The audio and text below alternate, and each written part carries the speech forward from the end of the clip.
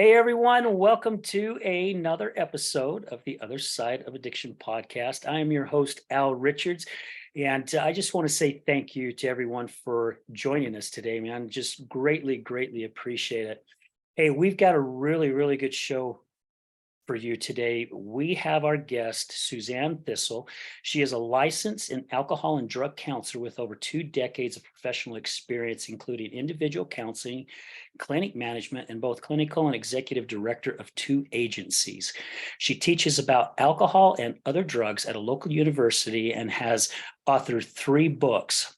Her first book, Chem Free Sobriety, became a #1 new release bestseller on Amazon in April and May of 2020, and her third book, Parents, Addicted Children, and Hope, hit the #2 new release bestseller list in March of this year. Her book, God Is In The Addict, which I love that, and I think we're going to have to touch on that during the show, is dedicated to people in their first 90 days of recovery and is also seeing great success. Suzanne received the Treatment Agency of the Year, legislative, gosh, that was a hard one for me to say this morning, Advocacy and Lifetime Advocacy Awards for her colleagues in the addiction profession. She spends most of her time teaching, counseling, and writing about addiction. When she's not working, she loves to be with her family, bike riding, hiking, and I love hiking. I'm with you on that one, my dear, and enjoying Newfound Lake. And I think that's the lake you just spoke about here at the beginning of the show that you like to ride around. So without further ado, I'd like to introduce Suzanne Thistle. Suzanne, thank you so much for taking time out of your morning to be with us. Thank you for having me. I really appreciate it. I guess I should say the afternoon, right? Because you're in New Yeah, it's Hampshire. afternoon here. Yeah, and I could see the clock in the background, so it's like about Yeah. 12:35 there, and we're about 10:35 here in Salt Lake City. But again, yeah, thank you for having us. Thank you for having me. Absolutely. So, what got you to move into the addiction realm? Did you battle any kind of addiction? Did you have a family that battled, and you're just like, hey, I'm seeing some weaknesses here, some things that we don't have. I think somebody needs to do something, and you just stepped up to the plate and went that direction? Yes, and yes. Wow, okay. Yeah. I came from an alcoholic home. My dad has been sober now for, I don't know, 40 something years, 47, 48 years. And I got sober in 1987. So what's that? 36, 36, 36? Yeah, I can't remember. But yeah. So it's been a long time since I drank or did other drugs. And that's, I think, what prompted me to want to share this information. But also, believe it or not, I went to school. I went to get my master's in counseling psychology with a substance use disorder concentration because I wanted to write about addiction. But while there, I wound up doing some counseling and thinking, well, this is kind of cool. And I started in the prison system with all men in medium security. And I thought, this is really cool. And, and I realized, even though that they were in prison and not jail, this was prison. there is a difference. Yeah. Even though they were in there, they were human beings, and they were not unlike people you'd see on the street. They just were caught up in their addiction. At the time, I was working at it was like a in-prison rehab. And so they had it was a beautiful program. And then one of the governors came by and took it out. But and so I started there, and then I wound up in a mental health clinic and brought in substance use disorder information. And at the time, they treated them two different things. Mental health was one thing and substance use disorders were another back then. And so they were referring out anybody that had a substance use disorder until I came there. And I'm like, what's going on here? This is weird, because I was being trained, you do both at the same time. I mean, most people who have a substance use disorder also have a mental health situation. So anyways, I just came up the ladder and wound up at the end of my professional career in that I was working for someone else, running a couple different agencies. So small agencies, not big, but small agencies, and I really enjoyed it. And now I consult. So I help people who have agencies now and just don't have time, or just want my expertise to improve their client outcome or their business, so that they can provide more for their clients. So Yeah. You know, and the reason why I asked the questions that I did is I really do believe the best people to help those who are battling with addiction and also mental health are those who have gone through it, right? And I was telling you before the show, I believe, or maybe it was the show I did last night, that so many times my wife told me to stop being her counselor. She goes, stop being my therapist and start being my husband. And, me as a non-certified therapist, thinking I was certified and I knew everything there was to know about addiction, right. even though I battled my own addiction back in the 2000s, right? And mine was a weekend deal. It was every Friday and Saturday night, cocaine and alcohol. I did it for 8 years and I hit it very, very well. My wife didn't even know. We dated for 3 years and she had no clue I was doing cocaine. She knew I was drinking. It's what I have found is that it's individuals like yourself who become the best teachers because you have lived it. You know what it's like. Heck, you had a father that went through it. So you were actually even on the other side of it to see the results from it. And I like to say, because of your quote here, God is in the attic. I like to say those who have worked their behinds off to get out of the addiction are now God's angels walking amongst us, putting their hands out, saying, you're struggling. I know exactly what you're going through. Let me help. Mm-hmm. Because if it wasn't for individuals like yourself and so many others that are doing that out there, even though suffering is on a large scale, however, I do believe it has subsided a little bit because of people out there helping other individuals. Mm-hmm.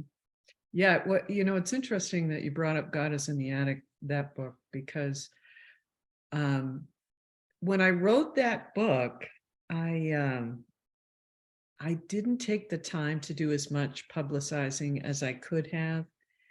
And so I always try to not forget, oh yeah, this book too, these other two, yeah, they got the recognition of being bestsellers, but I'll be surprised if God is in the Attic doesn't outdo them at some point, because I just went online before I came on the show just to see how, because I received some royalties and I'm like, wow, it's more than it had been. But then I looked and it's God is in the Attic sold more books than the other two.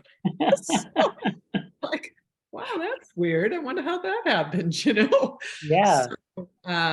So who knows what's going to happen. I really wanted people, and in my profession, you're not supposed to call them addicts, but I know that people who are in recovery call themselves addicts, especially in the 12-step movement, who, I really wish we could just have people go in there and do some data research, but that's not what it's about. It's about being anonymous. So, but they just, they have so much wisdom, and my thought is that people who are struggling with addiction don't realize how important they are, Yeah. that they're children of royalty, and I don't want to get too Christian or religious, whatever, but um when we have to, you have to look at it as it's evil. I mean, I remember a doctor saying to me years ago, he said, I think it's narco terrorism. This is way before the crisis too. I helped this guy set up a bunch of clinics in New Hampshire, and I helped him hire the docs, and he said that to me, and I was like, it's kind of weird, but I get it, and today I'm listening to I forget what it's called, something of desire. No, to the least of us, or something like that. It's a book by a guy who, I don't know if he's in recovery or not, but it's about drug addiction. And he said that most of the stuff to make fentanyl is coming from China. Well, Yeah. if you want to take over a country and make them vulnerable, give them drugs. So I really think that what's going, there's definitely a spiritual warfare out there with, but people need to know that they were made in the image of God, and that, that this is that finding their true self unmedicated, you Yeah. know, is a wonderful place, even with those dark memories or dark thoughts, because so many people have some trauma and that sort of stuff. But Yeah. I'm sorry I took off on that. I can go No, on, no, Al. no, it's good. Just That's what, stop me anytime. no, that's what I love about doing this show. When I first decided to do a podcast, I wanted to do it a little different, and I wanted it to be raw, right? I didn't send you an email with 15 questions I'm going to ask you, right? I'm going to feed off of you. I want you to say what's on your mind, and and we don't like talking about religions on our show either. And I like to say we're spiritual, right? There's a difference. Yeah. And I am a firm believer that our guests, as well as myself and our guest co-hosts that we have on from time to time, we're all being God led. The things that are being said are meant to be said that day. And that's what I love about it. So yeah, please don't apologize. I'm very glad that you went in that direction. And talking about, how individuals, especially they do in the 12 steps, not all of the recovery centers, about saying, it's like my wife used to get up and say, hi, my name's Janan and I'm an alcoholic. And it used to get me really upset.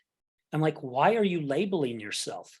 Because you haven't drank in how long? She'll be 30 months sober on the 9th of this month. And she's now a certified peer support specialist helping other individuals, right? Right. And now she gets up and says, hi, my name is Janana. I'm in long-term recovery.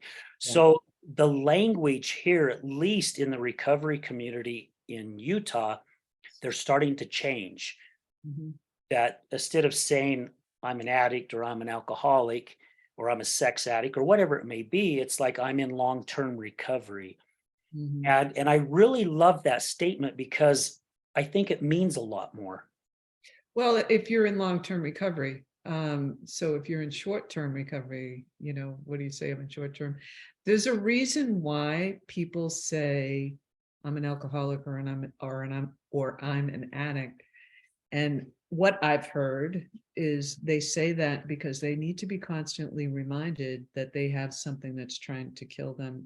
There's Mhm. the majority in the 12-step programs believe that this is a lifetime illness. Now, in my new book, Parents, Addicted Children, and Hope, I talk about the different theories because not everybody believes that.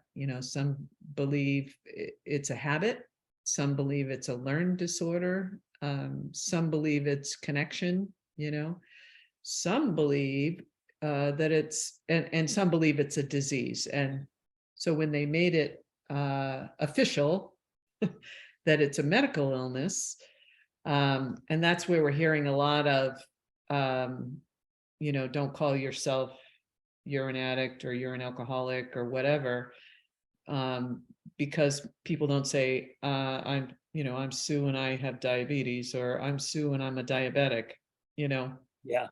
and they use that in that way. Um, and I think that's the medical field, and that's kind of their purview, I would say, if that's the right word. Um, but not everybody believe, this, it depends on who you talk to and what they think. And uh, but there's a, I hate that statement. There's many ways to skin a cat. I don't know whoever came up with that, right? Somebody who's skinned a cat quite a few times, apparently. I don't know. Disgusting. It must be Yeah. Chinese, right? Terrible. Uh, but at least we all know what it means, right? Get the metaphor, um, or whatever it is. But yeah, so some people think of it very seriously as, I need to be reminded on a daily basis, on a some, especially some folks that have, had a real torrid past, um, and it saved their lives, so anyways, that's Yeah. my, And it is up to the individual again, right? yeah. Because Some people I don't even say anything. right, yeah. I've reached out to some people and asked if they would be interested in being a guest on the show, and they've told me, "Hey, thank you for the opportunity. However, I don't want to relive a part of my life that I'm doing my best to forget," right? And I respect that. Yeah, And then I have yeah, other people who say, "Yeah, you know what? I'd love to." And then when I ask them, "Hey, if I ask you a question you're not comfortable answering it, just let me know, you know." yeah, And the majority of them say, "You know what? I'm an open book. I'll yeah, talk as yeah, freely." And so again, it just depends on the individual. And yeah, for me, I have to respect all sides of it yeah, because it's not my journey, it's theirs. Who am I to say, well, right, no, you would do much better if you talk about it. Well, how the heck do I know? right, And I kind of going into this direction because at the start of the show, you were talking about mental health. yeah, And we're not let's see if we can fine tune it a little bit.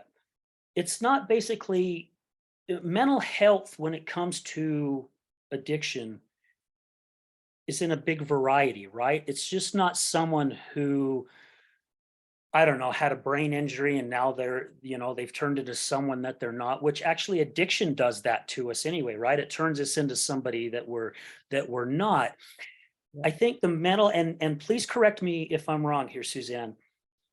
I believe that the mental health part with the addiction falls with like the PTSD, the trauma, the sexual abuse, whatever it was that that individual went through. Is that correct? There's and people can look this up online. Adverse childhood experiences, the ACE study. That was a study that pretty big study that Kaiser and Permanente did, um, and it showed that people who had the more adverse childhood experiences they had, the more likely they would wind up with a substance use disorder. So uh, I think people need to know that, a lot of times people struggle in silence. And the more we struggle in silence, the more we struggle, right? Yeah. You're only as sick as your secrets. And as soon as you share them, they become half a secret, and you share it with more people and it becomes less. But there's so many people, like you were talking about the person that didn't want to relive it. And I get that, some people it's re-traumatizing over and over again. The more I talk about it, it's traumatizing.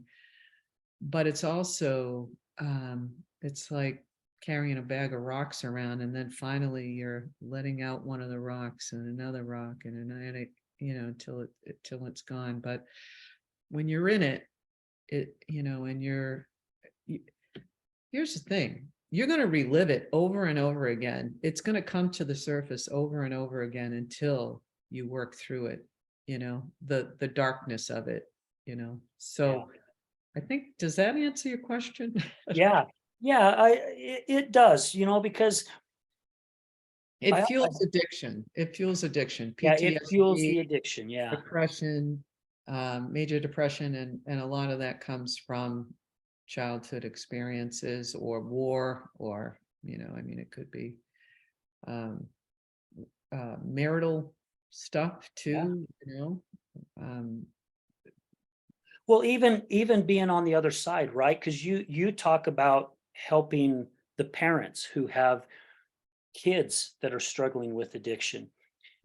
mhm, When my wife was in the depth of her addiction in 2019, I was on my way home from a networking event that I had made my mind up that I was going to go home and get my pistol and go up in the mountains and take my life because I couldn't handle coming home to what I was coming home to on a daily basis, right? Eh, it was terrorizing me. It was destroying me. right, And again, I was falling into that mental health. And I wasn't even the one that had the addiction. A buddy of mine told me once in a show, I became addicted to my wife's addiction, and he right, flipping nailed it. I never thought of it that way. However, so I was, right? I was battling addiction in a different totally way, right, and it was destroying me inside. right. And so what happens with, like you said, when she was drinking, you were preoccupied with her drinking. Where's she going? Is she going to be all right? Is she coming on? Then what happens is when they get sober, you become preoccupied with their sobriety, right? So in this book, there's a whole chapter on how families cope and different things that you can do, yeah, especially boundaries and caring for yourself, and communication, and that sort of stuff, you know. Um, there's also information on emergency methods, because just because she stopped drinking, does that mean she'll stop drinking for life? We don't know that. She's not drinking today, which is great, Mhm. but that doesn't mean that, 3 years down the road. So, what are some red flags that might come up? The book talks about that. But also having in your wallet or having it at home something that has all the emergency phone numbers on it, because sometimes people think that alcohol is, I don't have to, she's not an opiate addict, so she'll be okay. I mean, she's not going to die. Yeah, people die every year, every day from alcohol. So alcohol kills a lot of people every year. Right now, opiates seem to take center stage, but having those phone numbers, having people, if you have kids, who's going to take care of the kids if something happens, having that phone number, um, emergency medical team, whoever's going to, I mean, you can always call 911, of course, but who's your local people? Because those are the people you're going to want to come to your house if anything happens. The biggest thing the chapter that I spent the most amount of time on was the intervention chapter on the parents addicted children and hope, because I think that's, a lot of times you hear, well, when they're ready they'll get better, or don't try and help, some people even say don't try and talk to them about it, they'll come to you when they're ready. No, no, no, no. No, and the other thing is don't give up. I think I have to I think I have to say, what I did to write this book. I talked to people all over the globe, I talked to people in New Zealand, Australia, um, United Kingdom, a lot of people in the United States. Um, and I got, as far as support groups and treatment groups, their information on what they think, what should be, what are the treatments you're using down there? What support groups are people using? And uh, one of the things I found was Smart Recovery for Families is a really good, they have a good outline. They use the craft model, which other people in other parts of the world use as well. So that was a good thing to see. But the interventions too were from all over. What types of interventions are there out there? So it's really, somebody asked me if I was going to do an audio book on it, and I don't think I will, only because this is a handbook. It's full of, I never knew how many Facebook groups were out there for families, for parents especially. You can, they're all in, I took the ones that had, some of the family Facebook groups have like 56,000 people or, 5,000, 8,000. I'm like, wow, these are big groups. Yeah. So those are in there. Podcasts, family podcasts. What else? Let me see. Podcast, books, that recommended reading. There's a Association of Intervention Specialists. There's just a lot of information. And the other thing I did was I thought to myself, it's important to hear from people in recovery, long-term recovery, to find out what do they wish their parents knew when they were going through their addiction, And so I can actually read you one of those if you want. Yes, please. Let me see here. My parents knew nothing about addiction, but slowly my mother witnessed her son change in character and persona, which broke her heart. I changed. After I became addicted, my mother never gave up on me. This is Mick from London. I think that's so powerful. I used him in right in the front of the book because so many parents just give up on their kids because they can't handle it. They don't know what to do. And I really hope this book helps them, because there's so much information I know that will be very helpful. This isn't just me. This is people from all over the world who are, who gave me information to use in this book. And the other thing is some parents introduce alcohol or other drugs to their kids. And one of the girls in here, I can't remember where I put her quote, but she said, I wish my parents knew not to involve me in their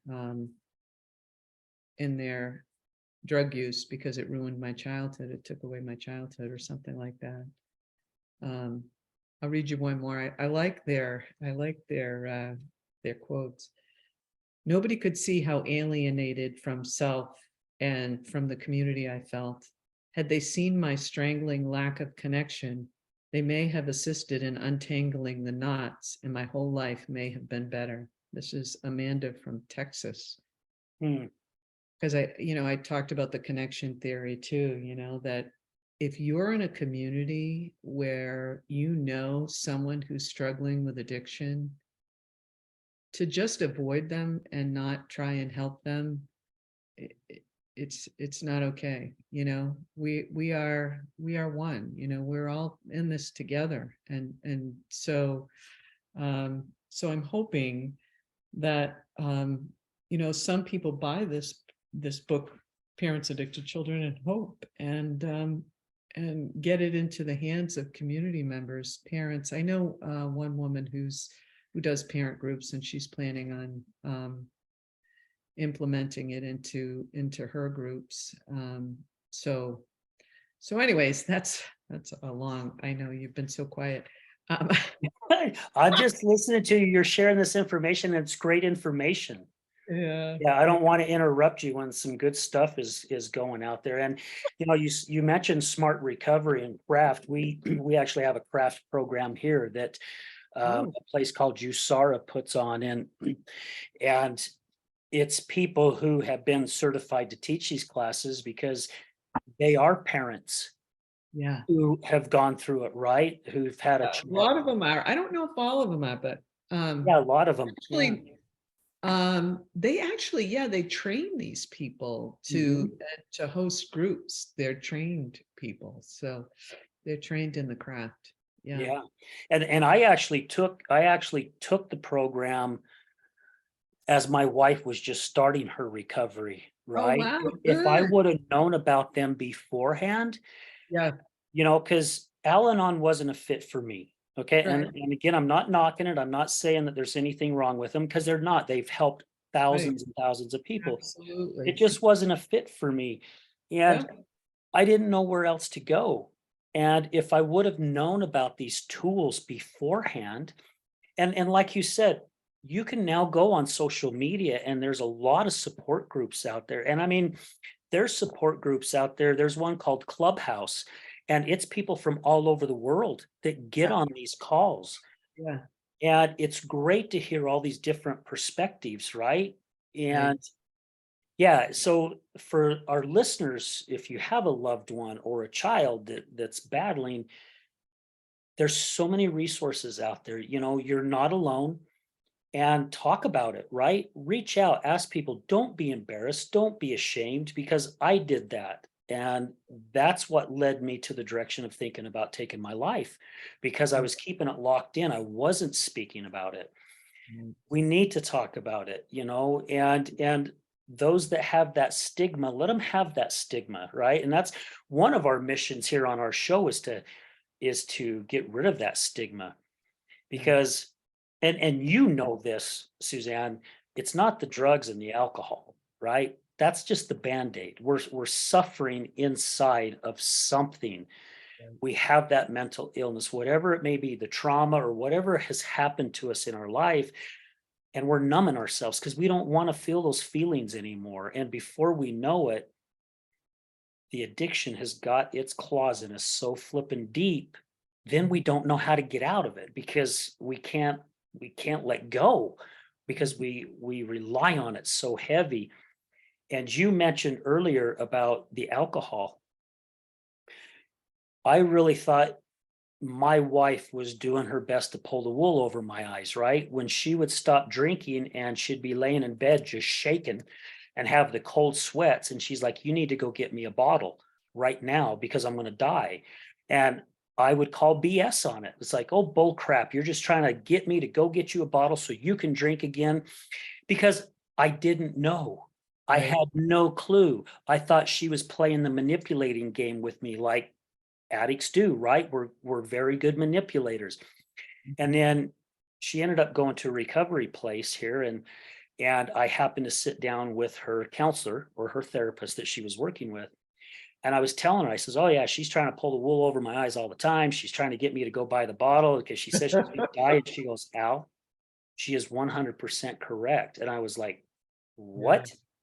Yeah, and that's information. I have a chapter on education, and I talk about different things like that. So yeah, it's important to know that it's really cool that I'm talking to you because the experiences that you went through is it just sounds like this book would have been perfect for you Right. then. It would have been, yes, it would have been. So would Right? that craft, right? If I would have just Yeah, known about this beforehand, oh my yeah. gosh, it could have saved me so much misery. Yeah, yeah, So, but now so you can much. save other people's misery, right? Yeah, Yeah, been through a yeah. lot. The whole purpose of actually starting the show was that, right? Because I wanted people, well, let's see, let's put it a different way. I didn't want people to make the same mistakes that I made. Yeah, So I made the same mistakes over and over and over for probably 7, 8 years with the same results. Still doing the same things, thinking that it was going, it's like putting your hand on a hot stove, right? It's like, well, it burnt me last time, but it's not going to burn me this not time, gonna do it this time, right? yeah. But yet you continue to do it because you don't, I don't know, I didn't know any better. Right, And right. it's hard to figure out. It really is. And without the support system, my gosh, we're going to continue to suffer because there are so many people out there who have gone through the journey and they have learned the tools. You even mentioned communication earlier. And I tell you what, that is like almost the key right there, is the communication and boundaries. I thought boundaries were only for the addicts. Oh, heck no, they're for the family members as well. Right. And that my wife and I, we started using a lot of the I statements. It's like, this is how I feel when this happens, instead of me going, this is how you make me feel when you do this. Well, guess what? That wall's coming up and she's not hearing anything else except I'm a piece of crap Right. and he doesn't love me.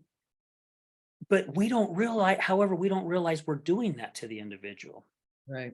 Right. And I think that happens in a lot of marriages, even if you're not an alcoholic. Right? Because I was just thinking, my husband's in recovery too. He's been sober 21 years, and sometimes he'll say that to you. Made me feel. I'm like, I'm sorry, I'm not inside you. I'm not pulling a little lever or anything. You're making yourself feel.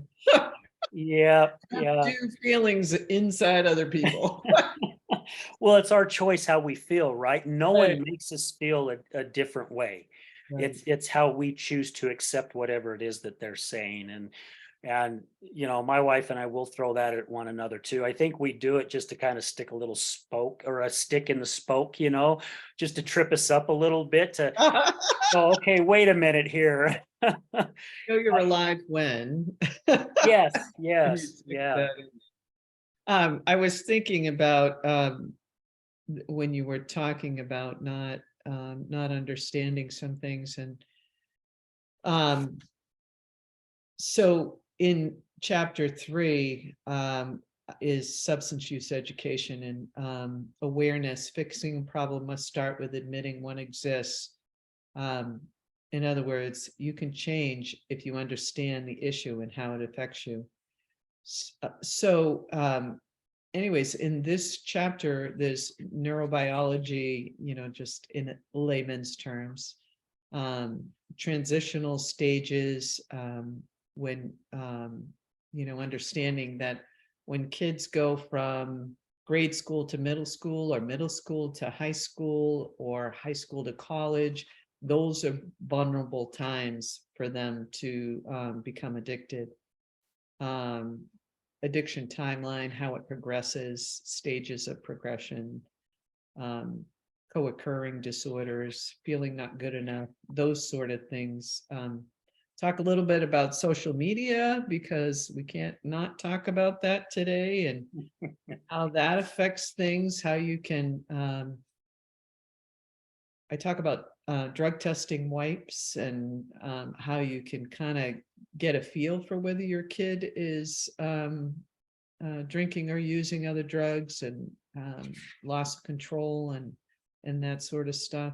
Um,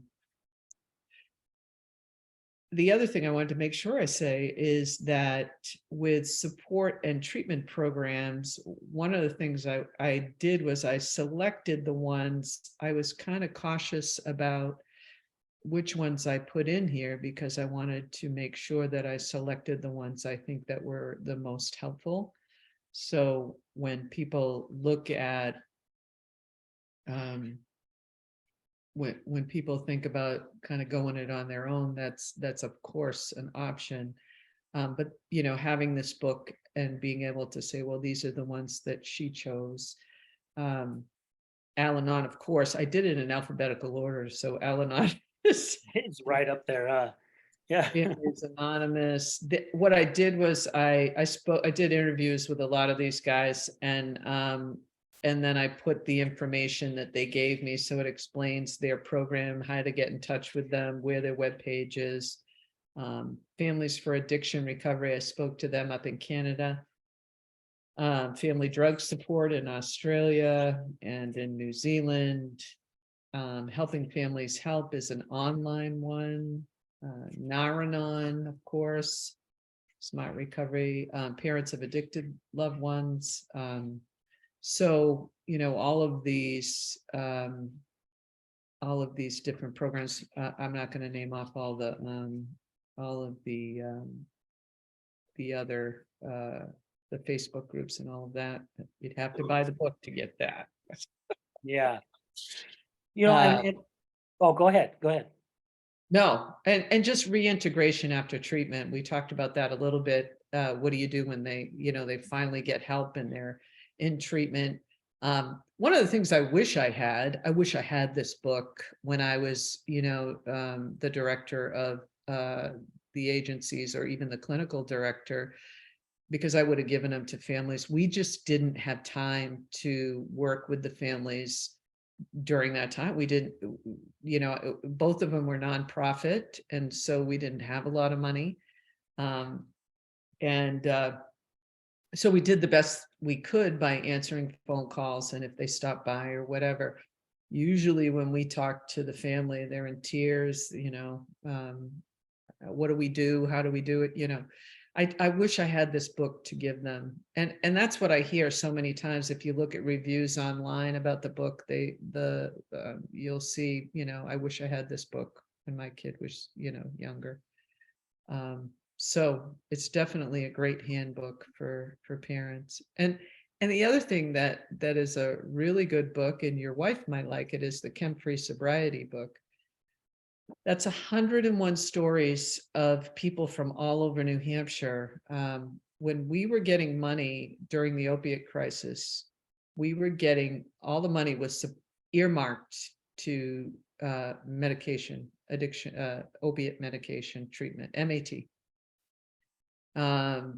And we didn't, you have to be really like a medical facility to use that. We didn't have a doctor on board, so we weren't getting any of the money, and it was very frustrating because I knew abstinence-based recovery works too, and people were being told if you become abstinent and you go back and use, you could die. And so you got to take this medication. And so, and that's still out there today. So I'm like, that's not true. That's not true. I know that's not true. I've talked to millions, not millions, but thousands, definitely thousands of people over the years who were using opiates or other drugs, alcohol, meth, cocaine, whatever, and chose to not use anything. And I knew that if I wrote a book about people just in my area, because there's hundreds right near me, then that you could look at that as bias or whatever. So I went all around New Hampshire. So there's 101 stories in there. Everyone has over a year of sobriety, and nobody used medication assisted treatment. Some tried it and it didn't work for them. But you hear about their struggle with the addiction, how they get sober and how they stay sober. And there's some advocacy information in the back of the book for any legislatures or legislative folks in your area if you want to use some of that information. But there's some folks in that book, some of them have passed on, but with over 40 years of sobriety who talk about there's majority of them have over 10 years of sobriety, but Wow. there are some with less time. So another good book. Yeah, it sounds like it. And we'll make sure that all this, your books, the name of your books and that get posted on the comments or on the caption so people know where to find them. Because we want to help promote people as well, when they come on the show, if they have books or speaking engagements or a website or whatever. So if there's anything, Suzanne, that you feel would be helpful, please email that to me and say, hey, could you put this on there? And I'll be sure to put it on there to make sure that information's there, and I'm sure there's probably a lot of people that would love to get this book, parents and addicted children and hope. I think it would be a good one. And definitely God Is In The Addict. I definitely love that one. I think I'm going to use that in the title, I think that's a great snake bite, really, where people will look at it and go, oh my gosh, God is in the attic. Because so many people in long-term recovery, they count on a higher power, whatever that higher power is for them. Some it's God, some it's different, right? And it's okay. It's whatever works for the individual. And so I think that would be a really, Did really you see the cover of that book? I wish I had one right I here. did not. No, I was just reading on it. So the only one I was checking out was the parents and addicted children. Yeah. Oh, it's awesome. It's the guy that did it. I'm trying to think. This guy was from Macedonia. Um, I think he was from, where was he from? Philippines, maybe. But I was so impressed with the I'll cover. check it out. Yeah, yeah. Take a look at the cover. It's beautiful. Yeah, I definitely will. And I'll have to order these books. I've got so many books to read. It's Yeah.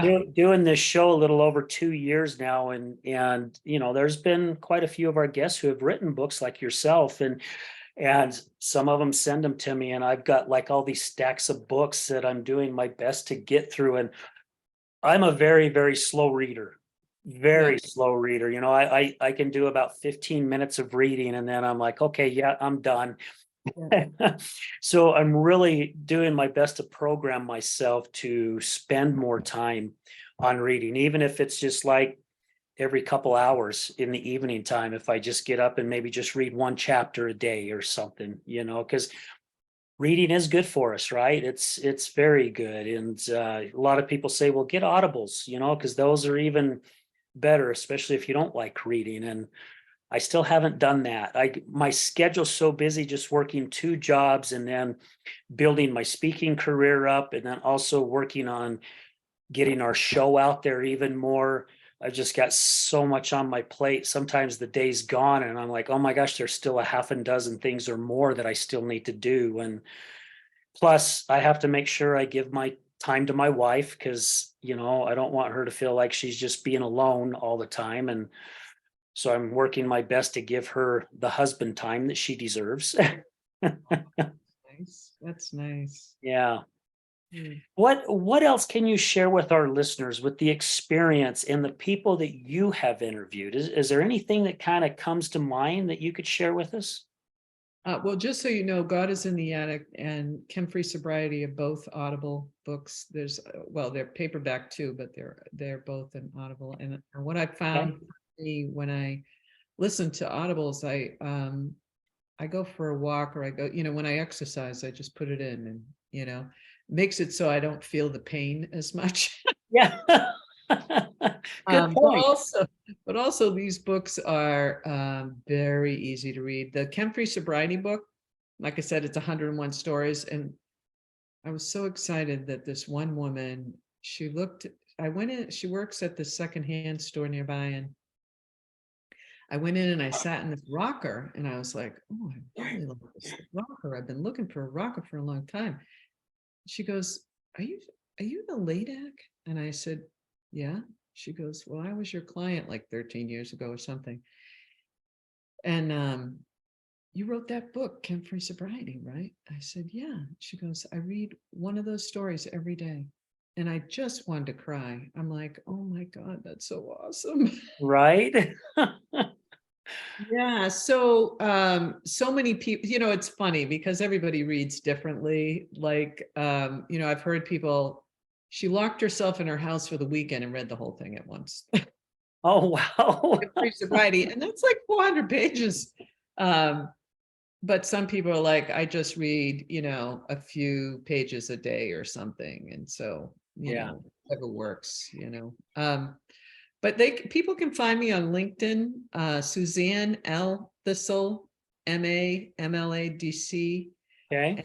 Facebook, I'm Suzanne Thistle, THISTLE. I'm also on Instagram, naturally, period, sober. So if anybody wants to get in touch with me, they can get in touch with me that way. Um, but yeah, this is it. This is the book. Yeah. I love it. And please again, Suzanne, email me that stuff that you had because sometimes when I write things down, I'll misspell it because I'm writing it down in a hurry, and Oh, okay.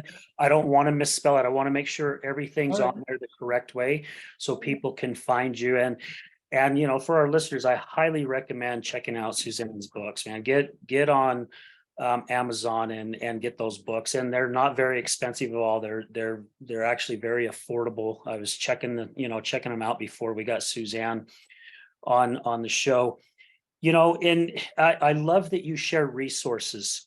I'm having an amazing guy that I've had on my show by the name of Ty, and he's redoing a website for me. And one of the things that he asked me is like, well, would you like to have resources on there? I didn't even think about it, right? I just didn't even come into mind. And I'm like, oh my gosh, yes. And we've got some really good resources here in Salt Lake, in Utah. And I've learned here not too long ago, probably 6, 7 months ago, that we actually have the most recovery centers per capita than any state. Really? Oh, and they're popping up like crazy here. They are everywhere. Now, there are some, and again, we just speak our mind here on the show. There are some out there that I really do believe they're just there for the money. They're Yeah. not there for the individuals. However, there are some that are in 100% for the people that walk in their doors. Yeah. And we have some centers here that are 100% free.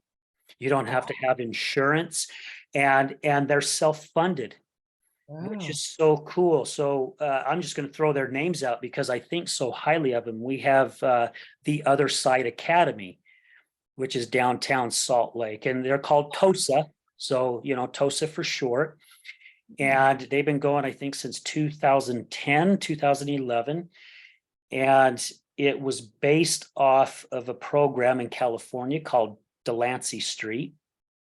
And the individual, Dave DeRocher, who is the executive director, big time in and out of jail, prison, starting at the age of 13, dealt drugs, police chase, suicide by cop, helicopter chasing him, went through a police barricade. I mean, this guy's story is amazing.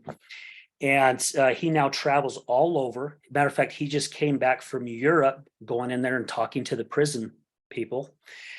And what they've done is they've started this program here in Salt Lake, and they're self-funded. So they have the #1 moving company here in the Salt Lake Valley. So they like to joke, who better else to move your valuables than ex-prisoners, ex-cons, right? And drug right? Jeez. They have thrift stores. They have their own construction company. So they are not state funded, federal funded. They are not, taxpayers don't do anything towards it. And I could send you their information if you'd like to Yeah. check them out, because Dave and Robin and the individuals, every individual that works there has gone through the system. They are a 2.5 year committed program. They just went from a 2 year to Oh, 2.5. good. Good. And they move up ranks to where as they start moving up, with their sobriety, they're giving more responsibilities. Everyone that works there lives on site or close to the site. And they just did a groundbreaking for the Other Side Village, where they are now building these little tiny homes for the unsheltered That's and people who awesome. battle addiction. They are just doing such amazing things. And we've got Red Barn Academy, who kind of copycatted the TOSA. And Michael and all his crew out there in Farmington, Utah, have done amazing things, and they're all self-funded. They are a 2 year program. They're just, gosh, we've got so many. We've got the Thompson House of Hope in Roosevelt, Utah, and we've got Natsu and Tooele. And those Natsu, I think they're Medicaid. And I just sat down with a place here called White Tree Medical, who are doing amazing things. And it's crazy how there are certain organizations who don't want them around because they're taking money away from the pharmaceutical companies because of how they're doing things, but they're doing things for the individual, right? They are helping them so much. So if these are any people that you would like to reach out to, I'm more than happy to send you their information. Feel free to drop my name. And Okay. because we have to spread the word, right? And it's people like yourself and what you're doing and the people that you've associated with and the people who have been in your books. And there's a lot of good resources out there that people still don't know about. And you may live in a community that doesn't have the resource that you're looking for, right? That's not a fit.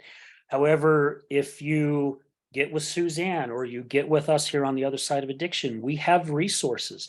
You may have to travel to get to them, but we have really good resources, and it's spreading the word and spreading the love and helping so many individuals, because there's a lot of us out there that need it. And for those of you, I don't know if you know this, however, when I do these shows, this is therapeutic for me. I get to sit down and I get to learn things from Suzanne. I get to learn things from other guests that have come on the show that have gone through addiction or have a loved one through addiction. And my gosh, the love and the support and the education I get from everyone is just incredible. And it helps me with my daily grind, right? Especially now, I know when my wife's suffering with things, I know now when to stop and just listen to her. And I also know when to go, you know what? I'm not the person to be talking to. Could you get a hold of so and so or so and so, because they'll understand more what you're saying where I don't. Because sometimes things that she'll say, it'll trigger me, right? I'm going to go, oh my gosh, I'm throwing my flag up. She's going to use, even though she probably won't. It's just my triggers, right? It's my feelings. And it's like, you need to go talk to this person, please, because it helps me. So yeah, there's a lot of great information out there, folks. Yeah, yeah, it's good to hear the other side. Yeah, I'm right. hearing So it. I will be sure to get you some of those names and the Right. phone numbers and emails and their websites. So you have all that. I'll get you Tosa and Red Barn and also White Tree Medical. Nice. Again, they are doing amazing things. It's crazy. I just heard about these guys like 3 months ago, and I just went in last week and sat down, and I was there for 2 hours having a Wow. meeting with the owners and just learning more about what they're doing. And I'm like, why doesn't anyone know about you guys? And they're like, that's what we're saying, right? It's because they go out and talk to hospitals and different places, and they basically call them liars. They're like, no, you guys are full of it. There is no way that this is happening. They're like, we have the proof right here, right? Yeah, And they're still calling them liars. yeah. And it's like, well, we got a platform. We'll help you get out there. Yeah, good, good. I'm assuming this is medication. Yeah, Medication and it's problem. it's a lot of their medication stuff too, though, Suzanne, is natural things, right? Yeah. There's, I mean, it's like if someone is battling with opioids, why do we want to give them more drugs right now? And I'm not knocking all drugs. There are some things that they're there for a reason and they do help people. So Mhm. I'm not saying it's all a bad thing. However, there's a lot of good things out there that are helping There individuals. are. There are. Yeah. There's of course there's so much on the market now, that you could be medicated for the rest of your life, which is, I think the aim of the pharmaceutical companies, but that's a whole nother show. That is another show. Yeah. And I'll just put it this way, guys. If you watch TV, pay attention to the commercials. Yeah, The majority of the commercials are drugs or a new drug that come out for something. I yeah, mean, I was joking on a show yesterday, before you know it, they'll come up with a prescription drug to help split ends. I mean, right. basically, Yeah, and alcohol commercials. yeah, The TV yeah. is plastered with them. Why? That's Because the they money. want us medicated. They want us medicated for a reason. So think about it, guys. If you're medicated, you're going to wind up sick. I mean, if you think of it, opiates do certain things to your brain. And, when you're taking Suboxone, methadone, it's still doing this because buprenorphine, let's say buprenorphine, because they gave it a pretty name, buprenorphine. It's opiate. It's an opiate and naloxone. So, but the opiate still is doing stuff to your brain. It does stuff to your teeth. However, some people say it saved my life. So, but the thing is, everybody's different. And if you choose that path, that's fine. But if you want to be free of all medication, there's another path. There are other people that have programs that work with that. And, there's so many options. There's so many options out there. You don't have to be medicated and get sick if you don't want to, Yeah. you know. Amen. Yeah, we have White Tree Medical that's going to be on our show here around the end of June. So Oh, they've agreed to come on and yeah, I'm like, we got to have you guys on the show, man. I want people to know about you. And we have now, do you listeners. send out an email when you do that, or do you put it on Facebook or something like that? Yeah, so well, that's another thing that we need to do a little bit of, kind of pre-promoting before the shows come. And I'm waiting till we get a new studio to do that, where we have better recording, because we've got all the cameras and everything in our studio to make instead of doing a Zoom recording, we want to make it more professional, and we'll get there. And but that's something that will be said in the show, right? We want people to know, and I share on a lot of all our shows. uh, I'm on, I don't know, like, I don't know if it's 10 or a dozen or whatever, addiction social media sites, and I always share the shows on those to help get the word. And there's only been a couple who have basically stopped me. They don't want the information on there. They don't want our shows on there for whatever reason. I don't understand, but that's okay. I've got others that allow it, Yeah, and I'm very grateful for them. And again, it's about sharing information, right? Because you know, Suzanne, your book may save someone's life. yeah, We don't know, right, and this podcast that we just did today may save one person's life, or someone may go, I know someone who needs to listen to it. right. That's what it's about. We're not here to diss anybody or make any or belittle anyone. These are just our thoughts. You're a professional. To hear professional thoughts, you've interviewed people from all over the world, people who have gone through it. Who who better to hear stories from than those that have gone through the battles? Right, right. Yeah. Yeah, exactly. I hope people pick up the book. It's available on Amazon, by the way. All three books are on Amazon. Okay. Well, make sure you get me that information, please, so I I can will. make sure it gets on the caption, and then I'll send you the information that we spoke about on the show as well. And is there anything else you'd like to share before we sign off? We've been on the show exactly about an hour. Is there like a main message you'd like to share? The main message is never give up, and that you can do things that will help your child stop using.